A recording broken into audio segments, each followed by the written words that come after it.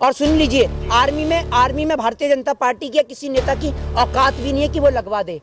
वो कोई ड्यूटी नहीं करते हैं, ठीक है ना। जो आप कह रहे हैं ना कि नौकरी मिली है, नौकरी करते होंगे बैंक के कर्मचारी। दोबारा इस प्रकार के शब्दों का प्रयोग मत करिएगा देश के जवान के लिए। नौकरी करते होंगे बैंक के कर्मचारी, ठीक है ना। नौकरी करते होंगे जो रेलवे में काम करते हैं, वो भारत माँ की हिफाजत करते हैं, और वो भारत माँ की हिफाजत करते हैं। दोबारा सुन लीजिए, रामनवमी के दिन जिस तरह मोहित जेएनयू में एबीवीपी के छात्रों ने एनएसयूआई के छात्र जो वामपंथी छात्र हैं उनके साथ बुरी तरीके से बदसलूकी की है, और कहा जा रहा है कि मेस में नॉनवेज बन रहा था, इसी वजह से उनके साथ इतनी बड़ी वारदात होती है। कैसे देख रहे हैं, क्या कहेंगे इस पर? रामनवमी यानी भगवान श्री राम का दिन, भगवान श्री राम का दिन कह लीजिए, चाहे माँ दुर्गा का 9 दिन कह लीजिए आप, ठीक है ना। इस दिन लोग माता रानी की आराधना करते हैं, 9 दिन माता रानी की पूजा करते हैं लोग शांतिपूर्वक। और इन लोगों को क्या पता, जो हमारे धर्म की जो धज्जियां उड़ा रहे हैं, हमारे धर्म को जो बदनाम कर रहे हैं, हमारे धर्म के साथ जो खिलवाड़ कर रहे हैं, इन अधर्मी लोगों को, इन पापी लोगों को क्या पता कि धर्म क्या है। जब कुछ लोग वहाँ पर जा रहे थे माता रानी के, उसमें पूरी जो भगवान श्री राम की जो है शोभा यात्रा निकल रही थी, तो उसमें देखिए किस प्रकार से मुस्लिम भाई हिंदू भाइयों को पानी पिला रहे थे। देखिए, ये देखिए, ये हिंदू मुस्लिम एक साथ जो है वो एक दूसरे को देखिए पानी बांट रहे हैं, और ये देखिए गले भी मिल रहे हैं। तो फिर वो कौन लोग हैं जो ऐसे करते हैं? मैं उसी के लिए बता रहा हूँ आपको, ये लोग भारतीय जनता पार्टी के लोग हैं, ये उपद्रवी लोग हैं। इन्हें ये नहीं पता कि हिंदू धर्म के अंदर अगर आप बंगाल में चले जाएंगे तो जो लोग माँ काली की आराधना करते हैं, तो माँ काली को जो है वहाँ पर बलि दी जाती है। वो बकरे की भी बलि हो सकती है, किसी भी चीज की बलि हो सकती है। लेकिन वो लोग रुक जाइए, कैसे कह सकते हैं कि भाजपा का इसमें पूरा हाथ है? भाजपा थोड़ी भेजेगी उन्हें कि आप जाओ और छात्रों पर ऐसे मारपीट करो। इस देश के अंदर इस प्रकार की अभद्र हरकत, इस प्रकार की ओछी हरकत और इस प्रकार की गंदी बदसलूकी वाली हरकत भारतीय जनता पार्टी के कार्यकर्ताओं के अलावा कोई भी नहीं कर सकता है। ये सवाल का जवाब तो आप विपक्ष से पूछिए। मैं कोई विपक्ष को रिप्रेजेंट नहीं कर रहा हूँ, मैं एक भारत देश का आम नागरिक होने के नाते, भारत देश का वो नागरिक जिसके आप ये समझिए हमारे पूर्वजों ने इस देश के खातिर खून बहाया है, और इस देश का संविधान लोगों को आजादी देता है। पार्टी से रहा है ना जी, देखा गया कि आपने बंगाल में भी प्रचार किया था ममता बनर्जी के पक्ष में, फिर उसके बाद अखिलेश यादव के भी पक्ष में आपने प्रचार किया है। तो मैंने किसी पार्टी की सदस्यता तो नहीं ले रखी है, ये बात तो आप भी जानते हैं और मैं भी जानता हूँ। पूछा गया ना, चुप क्यों है? ये बात आप उनसे जाकर पूछिए ना, ये बात आप उन लोगों से जाकर पूछिए कि वो घर से क्यों नहीं निकल रहे, और वो घर से निकले भी क्यों। मैं तो कहता हूँ निकले भी क्यों, किस लिए निकले? इस जनता के लिए निकले, वो जनता जो उनको वोट नहीं देती है, इसलिए निकले विपक्ष। किस लिए निकले बताइए ना। वो जनता, रुक जाइए, बिल्कुल सही है, डेफिनेटली मैं सपोर्ट करता हूँ इस चीज को। तो देश में दंगे होते रहेंगे और विपक्ष अब आवाज नहीं उठाएगा। विपक्ष क्यों आवाज उठाए, ये बताइए ना। विपक्ष ने ठेका ले रखा है, विपक्ष ने ठेका ले रखा है। क्या धर्म के लोगों को या हिंदुस्तान के लोग इतने गूंगे बहरे हो गए हैं, आंख से अंधे हो गए हैं कि सरेआम बहन बेटियों को मारा जा रहा है, पीटा जा रहा है, हैं? उनके बच्चे कैंपस में जा रहे हैं, उनको कैंपस में पीटा जा रहा है, गांधी के पुतले को बनाकर उसमें गोलियां चलाई जा रही हैं। अंधे हैं लोग, देश के जनता अंधी है। बढ़ते पेट्रोल के दाम इन्हें नजर नहीं आ रहे हैं, रिफाइंड के बढ़ते दाम नजर नहीं आ रहे हैं, सरसों के तेल के बढ़ते दाम नजर नहीं आ रहे हैं। तो आप समझ लीजिए जनता अंधी है।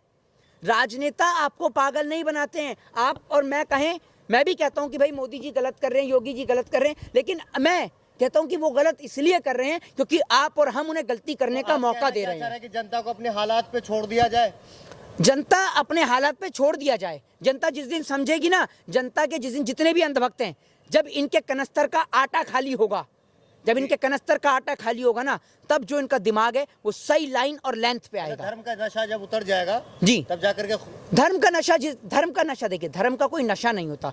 धर्म एक ऐसी चीज है कि धर्म जो है, हमारे धर्म में कहा गया है कि नर ही नारायण है, यानी एक आम इंसान के अंदर में हम भगवान को देखते हैं। एक भूखे आदमी को अगर हम रोटी खिलाते हैं, प्यासे को पानी पिलाते हैं, वो उस चीज की इजाजत हमारा धर्म देता है। तो धर्म कोई नशा नहीं है, ठीक है ना। लेकिन धर्म के नाम पर गंदी राजनीति करना एक बेहद गंदा नशा लोगों को कराया जा रहा है। एक सवाल ये है कि विपक्ष अभी सवाल पूछा गया था आपसे, लेकिन सवाल ये भी है कि प्रधानमंत्री मोदी की तरफ से भी किसी तरीके से कोई ट्वीट भी नहीं आया है। क्यों करेंगे? अरे भाई क्यों करेंगे मोदी जी ट्वीट? मोदी जी ये लिखकर ट्वीट करेंगे कि जिस प्रकार से जेएनयू कैंपस में जो घटना हुई उसके लिए मैं बहुत ही ज़्यादा परेशान हूँ, मेरे दिल को चोट पहुँची है, मैं दुखी हूँ, ये लिखेंगे प्रधानमंत्री मोदी जी? ये लिखेंगे तो उनका वोट बैंक कटेगा ना। वोट बैंक कटेगा। तो मोदी जी ट्वीट नहीं करते इन मामलों में। ट्रेंड तो चल रहा है कि जेएनयू बंद करो। वो बहुत पुराना ट्रेंड है इस देश फिर के चल अंदर। रहा है। सुन लीजिए, इस देश के अंदर भारतीय जनता पार्टी का सबसे पहला अटैक अगर रहा है तो विश्वविद्यालय पे रहा है। विश्वविद्यालय इस देश की मेन रीढ़ की हड्डी है। कभी सोच के देखा, आपके जहन में एक सवाल तो आता होगा कि केरला में कभी भी बीजेपी क्यों नहीं जीतती है? हर किसी के सवाल में एक ही सवाल।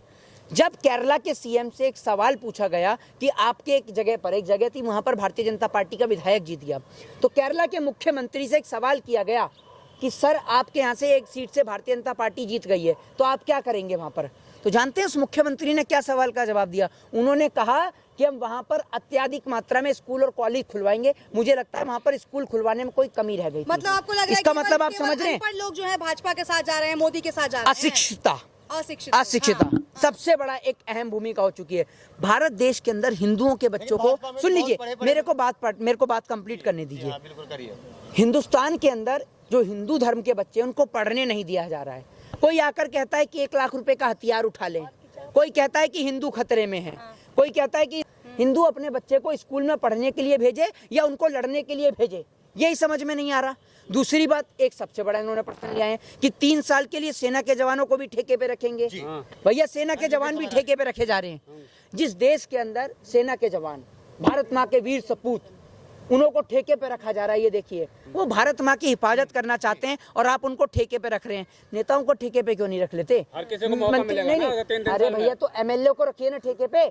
हर 1 महीने के लिए एमएलए को ठेके पे रखिए, हर किसी को एमएलए बनने का मौका मिलेगा। आप भी एमएलए बनेंगे, फिर लोग दलाली भी करना बंद कर देंगे। क्या आप भी राज्यसभा बनना चाहते हैं क्या सुभाष चंद्रा की तरह?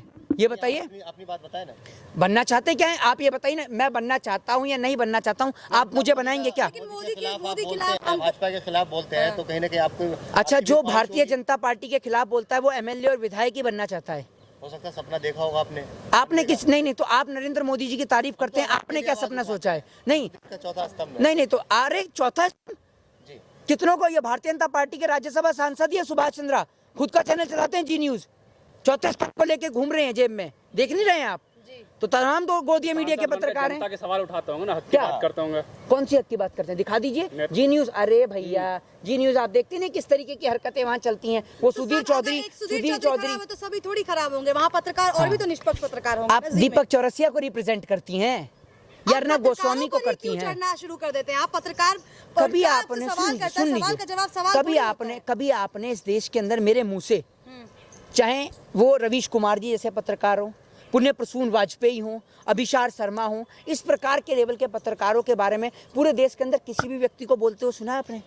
कभी नहीं बोलता, कोई भी व्यक्ति नहीं बोलता। तो उन्हें भी तो कांग्रेस का और समाजवादी पार्टी का चाटुकार कहा जाता है। रवीश कुमार को कौन कहता है? बता दीजिए मुझे आप एक बार। मैंने तो आज तक नहीं सुना है। कहते हैं कि उन्हें भाजपा कौन है लोग? कौन लोग? अब कहने को सुन लीजिए, कांग्रेस की जीत से राइट विंग वाले भी तो कोई नहीं कहता है। क्या नाम है, एक एक मुद्दा को, जैसे कि आप देख लीजिए आज तक है वो अंजना कश्यप है, उनको भी देखिए काफी अच्छे मुद्दा उठाती है। हाँ, तो उन्होंने तो एक बार बोला भी था, मैं अंजना मोदी, इतना अच्छा मुद्दा उठाया था उन्होंने देश के लिए। कितना अच्छा मुद्दा उठाया था, आपने सभी ने देखा था उनको तो।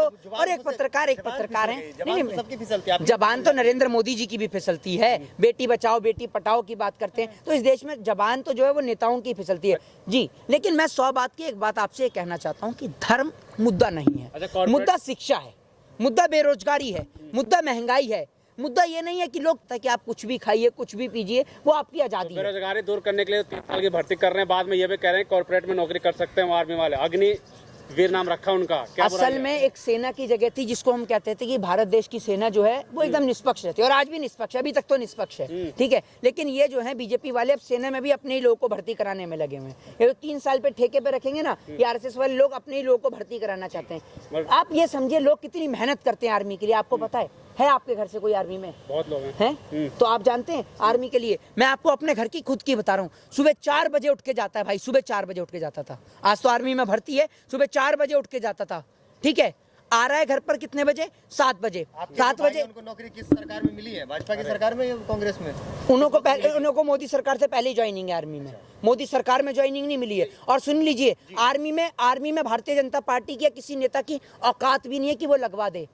वो कोई ड्यूटी नहीं करते हैं, ठीक है ना। जो आप कह रहे हैं ना कि नौकरी मिली है, नौकरी करते होंगे बैंक के कर्मचारी। दोबारा इस प्रकार के शब्दों का प्रयोग मत करिएगा देश के जवान के लिए। नौकरी करते होंगे बैंक के कर्मचारी, ठीक है ना। नौकरी करते होंगे जो रेलवे में काम करते हैं, वो भारत माँ की हिफाजत करते हैं, और वो भारत माँ की हिफाजत करते हैं। दोबारा सुन लीजिए, ये मौका सबको देना चाहते हैं मोदी जी। सुन लीजिए, दोबारा अगर कोई भी पत्रकार इस वर्ड का यूज करेगा ना, तो चाहे मेरे मुंह से अपशब्द निकले, मेरे को कोई फर्क नहीं पड़ता। लेकिन आप देश के जवान के लिए बोलेंगे ना नौकरी, वो नौकरी नहीं करता है, ध्यान रखिए। वो भारत माँ की हिफाजत करता है, और जब वो भारत माँ की हिफाजत करता है ना, तब आप चैन से अपने घर के अंदर सो पाते हैं। अगर वो अपनी ड्यूटी से हट जाए तो आप अपने घर के अंदर सो नहीं पाएंगे। सबको देना चाहते हैं ना मोदी जी 3 साल में, बाद में मोदी जी देना चाहते हैं तो लगाएं। बीसीसीआई में जो बना पड़ा है वो अमित शाह का बेटा जय शाह, उसको भेजें वहां पर देश की हिफाजत करने के लिए। पता चल जाएगा कश्मीर के अंदर, खड़े होकर देखिए आप। -2 डिग्री, -10 डिग्री टेम्परेचर में ना, जब टेम्परेचर होता है आप घर से बाहर नहीं निकलते, जब बर्फ गिरेगी, ठीक है। और वो देश का जवान खड़ा रहता है। अभी राखी गई, उससे पहले दिवाली गई, होली गई, फोन करके पूछते रहते हैं कि घर पे बेटा आएगा नहीं आएगा, छुट्टी मिलेगी या नहीं मिलेगी। लेकिन छुट्टी नहीं मिलती है। जैसी छुट्टी मिलने का होता है तो पता चलता है कि सरहद, सुन लीजिए ज्यादा सम्मान मिला इनको। सुन लीजिए, किस सरकार में सरहद के जवान की बात कर रहे हैं आप, हैं? कांग्रेस की सरकार में आपने देखा अरे, कि कई बार जो है हमारे सुन लीजिए, के ऊपर हमला हुआ है। अगर देश के इतिहास को पढ़ लिया होता था तो आज आपको पत्रकार कहा जाता। आपको तो पत्रकार कहते हुए भी मुझे शर्म आती है। कांधार हाईजैक, पुलवामा अटैक, अक्षरधाम मंदिर पे हमला, संसद पे हमला, किसकी सरकार में हुआ है बताइए जरा। अरे बताइए ना, भाजपा की सरकार में हुआ। तो फिर आप क्यों बोल रहे थे? आप तो कह रहे थे कि कांग्रेस की सरकार है। बात मैं सुन लीजिए, बात मैं अपने देश के जवान की कर रहा हूँ, ठीक है ना। वो भारत देश का जवान है जो आप बता रहे हैं, सम्मान की बात कर रहे हैं। ये नेता एक बार उसके घर पे आते हैं, जब देश का जवान सीने पे गोली खाता है, जब वो देश के लिए शहीद हो जाता है, तो एक बार सब लोग आएंगे, घर पे आएंगे, सारे नेता मंत्री, गृह मंत्री सारे आकर उनके घर पे उनको श्रद्धांजलि देके फोटो खिंचवा के चले जाएंगे। उसके बाद उस शहीद की माँ के घर में कोई पूछने नहीं आता कि माँ तुम्हारे घर का चूल्हा जल रहा है तो कैसे जल रहा है, तुम्हारे घर के अंदर तुम्हारी बेटी की शादी होगी तो कैसे होगी। देश के जवानों की पेंशन इन्होंने बंद कर दी। कोई एक बार नेता बन जाए तो पेंशन मिलती है, और देश के जवानों का क्या। और आज मेरे को सुन लीजिए, उन लोगों को दुख तकलीफ और दर्द नहीं होता होगा जिनके घर से कोई सरहद में नहीं है, लेकिन हमें बहुत तकलीफ है, क्योंकि मैं अपनी माँ से ज्यादा अपनी भारत माँ से प्यार करता हूँ। आखिरी सवाल आपसे ये है मोहित शर्मा, कि प्रधानमंत्री मोदी को मानते हैं कि पूरे विश्व में सबसे लोकप्रिय प्रधानमंत्री जी लोकप्रिय ताकतवर नेता मानने के लिए आप जैसे चाटुकार पत्रकारी काफी हैं, उसके लिए मोहित शर्मा की कोई आवश्यकता नहीं है। जय हिंद, जय भारत, वंदे मातरम। धन्यवाद।